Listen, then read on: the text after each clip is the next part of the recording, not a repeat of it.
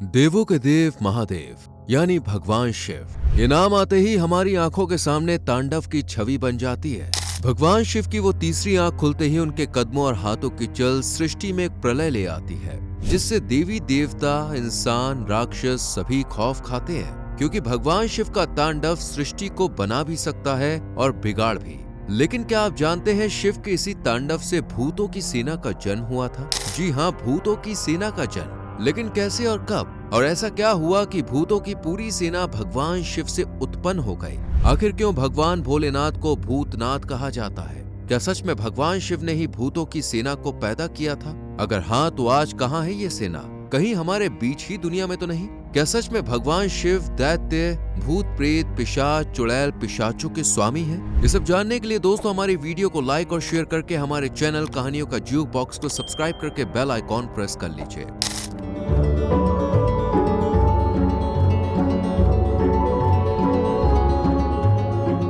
दोस्तों, भगवान शिव, जिन्हें जटाधारी, नागनाथ, मृत्युंजय, त्र्यंबक, महेश, विश्वेश, काल भैरव जैसे कई नामों से जाना जाता है, वो त्रिदेवों में संहार के देवता हैं, जिन्हें स्वयंभू माना गया है, यानी वो अनादिकाल से इस दुनिया में हैं और हमेशा रहेंगे। लेकिन बात उनके अवतार की करें तो विष्णु पुराण के अनुसार ब्रह्मा जी को एक बच्चे की जरूरत थी। उन्होंने इसके लिए तपस्या की, तब अचानक उनकी गोद में रोते हुए बालक शिव प्रकट हुए। ब्रह्मा जी ने बच्चे से रोने की वजह पूछी तो उसने बड़ी मासूमियत से जवाब दिया कि उसका नाम ब्रह्मा नहीं है, इसलिए वो रो रहा है। तब ब्रह्मा ने शिव का नाम रुद्र रखा, जिसका मतलब होता है रोने वाला। शिव जी तब भी चुप नहीं हुए, इसलिए ब्रह्मा जी ने उन्हें दूसरा नाम दिया, पर शिव को नाम पसंद नहीं आया और वो फिर भी चुप नहीं हुए। इस तरह शिव जी को चुप कराने के लिए ब्रह्मा जी ने 8 नाम दिए और शिव 8 नामों रुद्र, शव, भाव, उग्र, भीम, पशुपति, ईशान और महादेव से जाने गए। शिव के धनुष, पिनाक, चक्र, भवरेंदु और सुदर्शन, अस्त्र पाशुपतास्त्र और शस्त्र त्रिशूल है, और ये सभी उन्होंने खुद ही बनाए हैं। भगवान शिव सभी देवताओं से बहुत अलग हैं। उन्होंने गले में नाग मुंड मालाएं धारण की हुई है। उनकी जटाओं यानी बालों के ऊपर चंद्रमा और केशों में गंगा है। उनका वाहन है नंदी और हाथों में हर समय त्रिशूल रहता है। शिव वैसे तो शरीर पर भस्म धारण करते हैं, लेकिन वे बाघ की खाल भी पहनते हैं, और उनके भक्तों में श्री राम जैसे देवता, जबकि रावण जैसे राक्षस भी रहे हैं। उन्हें दैत्य, ब्रह्म, राक्षस, यक्ष, यक्षिणी और जितनी भी असुरी शक्तियां हैं सभी पूजती हैं। इसलिए उन्हें भूतनाथ भी कहा जाता है,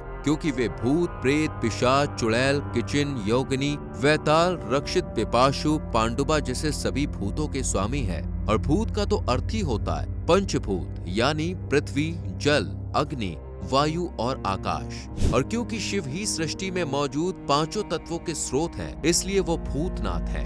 एक तरफ जहाँ भगवान शिव के 11वें अवतार हनुमान जी से असुरी शक्तियाँ खौफ खाती हैं, उनके नाम से भी डरती हैं, वहीं शिव जी के असली रूप को ये सब पूजते हैं, उन्हें अपना स्वामी मानते हैं। और भगवान शिव भी भूत प्रेतों से जुड़े हुए हैं, जिसका उदाहरण आप उनकी बारात के रूप में देख सकते हैं। पौराणिक कथा के अनुसार माता पार्वती मन ही मन भगवान शिव को अपना पति मान चुकी थी, लेकिन भगवान शिव इसके लिए राजी नहीं थे। उन्होंने माता पार्वती से कहा कि तुम्हें कोई भी राजकुमार मिल सकता है, लेकिन माता पार्वती नहीं मानी और कठोर तपस्या कर भगवान शिव को मना लिया। इसके बाद शिव जी माता पार्वती के घर बारात लेकर पहुंचे, जो सबसे अनोखी बारात मानी जाती है, क्योंकि इस बारात में ऐसा कोई जीव नहीं था जो शामिल ना हुआ हो।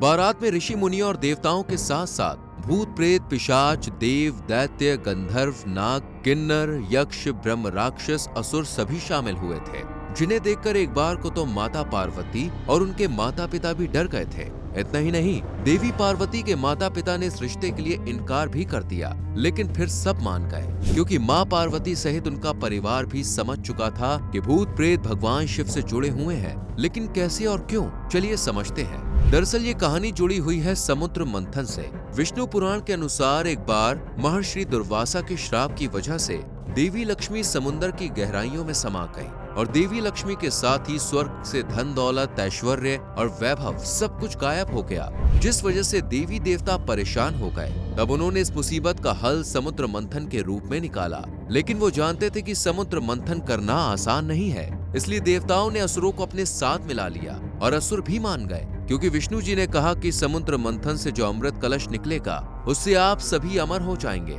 बस फिर क्या था, वासुकी नाग की नेति यानी रस्सी टाइप बनाई गई और मंदाचल पर्वत की मदद से समुद्र को मथा गया। इसके बाद एक एक करके कुल 14 चीजें समुद्र से निकली, जिनमें हलाहल विष, कामधेनु गाय, उच्चैरू श्रवा घोड़ा, ऐरावत हाथी, कौस्तुभमणि, कल्प वृक्ष, अप्सरा रंभा, माता लक्ष्मी, वारुणी, चंद्रमा, पांचजन्य शंख, पारिजात वृक्ष, शारंग धनुष और अमृत कलश शामिल था। लेकिन इसके साथ ही समुद्र से हलाहल विष यानी जहर भी निकला, जो इतना शक्तिशाली था कि अगर एक बूंद भी देवताओं या राक्षसों के गले से नीचे उतरता तो वो वहीं मर जाते।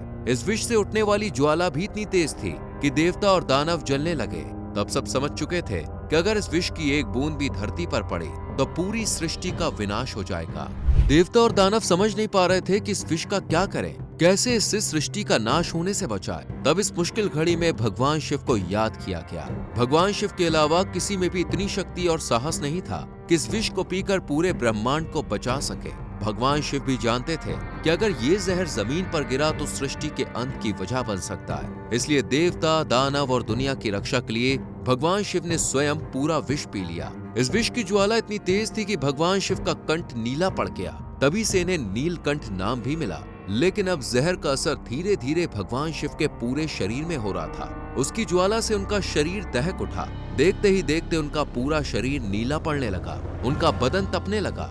विष की ज्वाला को शांत करने के लिए भगवान शिव ने तांडव शुरू कर दिया और ये नजारा देखकर देवता दानव बुरी तरह घबरा गए। अब वैसे तो भगवान शिव दो तरह का तांडव करते हैं। पहला, जब भगवान शिव गुस्से में होते हैं तब वे बिना डमरू के तांडव करते हैं, जिसे रौद्र तांडव या रुद्र तांडव कहते हैं। वहीं जब वो खुश होते हैं तब डमरू बजाते हुए तांडव करते हैं और एकदम मगन होकर तांडव करते हैं और उन्हें इसी रूप में नटराज कहा गया है। लेकिन हलाहल विष पीने के बाद जो उन्होंने तांडव किया वो इन दोनों ही तांडवों से अलग जहर के प्रभाव में किया। विष के असर से न सिर्फ भगवान शिव का शरीर तप रहा था बल्कि राक्षसी शक्तियां भी जन्म ले रही थी। जी हाँ दोस्तों, तांडव के दौरान ही भगवान शिव के शरीर से विष के प्रभाव के चलते कई तरह के भूत पिशाच निकले।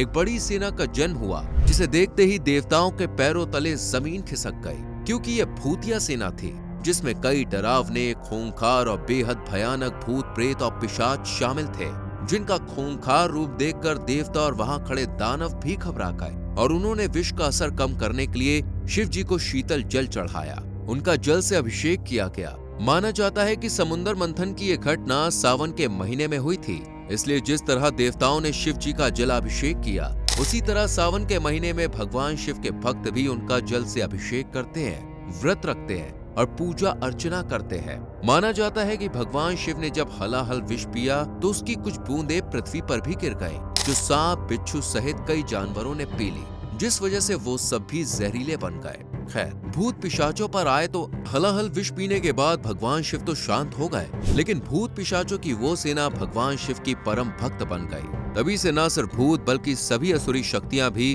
भगवान शिव को पूजती हैं। और माना जाता है कि आज भी भगवान शिव के शरीर से निकली भूतों की वो सेना इस दुनिया में मौजूद है।